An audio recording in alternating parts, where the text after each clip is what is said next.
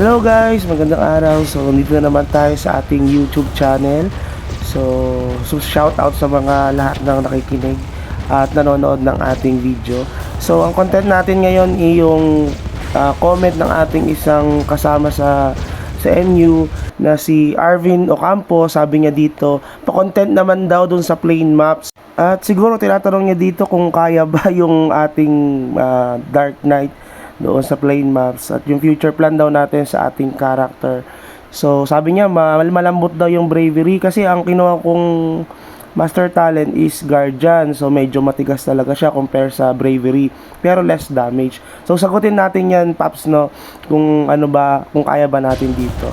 So initially kapag tayo ay pumunta na dito sa plain maps 400, pag level 400 ka na, makapunta ka na dito. So lahat ng character dito maka 2.5 or maka second wing ka, kahit 2.5 wing nga medyo hirap dito. Kahit naka T9 set na ako at guardian, hirap akong solohin yung mga RB dito. Pero kaya naman siya kapag unti-unti ka nagle-level up. Sa guardian na dahil medyo matigas yun, pero sa bravery hindi ko masagot kasi medyo malambot talaga ang bravery pero malakas ang kanilang damage. Dito kasi nag-change class na tayo. Tayo ay DL Cha na, no, or Chakra ata itong Cha ibig sabihin. So matigas rin ang build natin, guardian din ito, CMD. So technically ang character natin dito kaya naman siya. Naka second wing lang ito, no. Kaya yung RB kapag dalawa kayo with buff.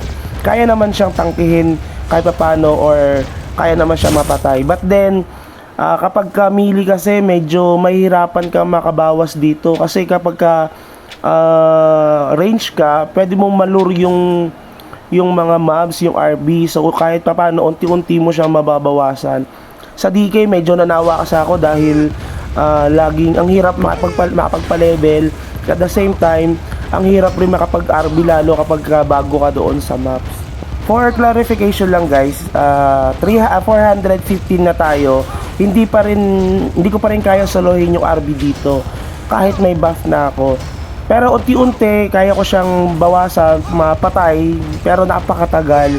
So mananawa ka din kasi malulur mo yung RB dito, yung red boss.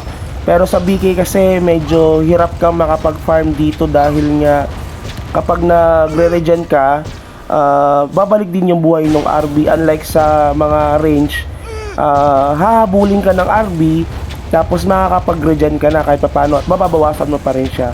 So yung ibon natin dito, yung Skyhawk, siya yung bumabawas, no? Malaki din ang damage niya. So yun yung isa sa mga magandang factor kung bakit nag-DL din tayo, bukod sa gusto natin siyang subukan. Kasi sinubukan ko to, naka P11 set na ako with Redact at saka DSR na yun, almost full option na yun.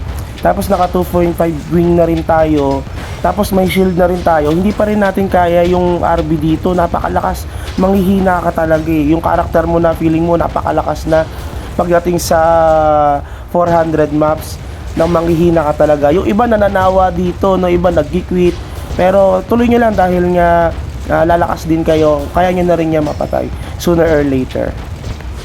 So yun lang siguro guys, no, dahil tayo ay DL Cha na nagbago na tayo ng character. So hindi natin ma-discuss about dun sa DK, pero sana nasagot ko yung query mo. Dito naman sa sa master talent, i-discuss natin to separate video dahil medyo mahaba yung discussion dito. Anyway, maraming salamat sa panonood and have a good day. Bye bye.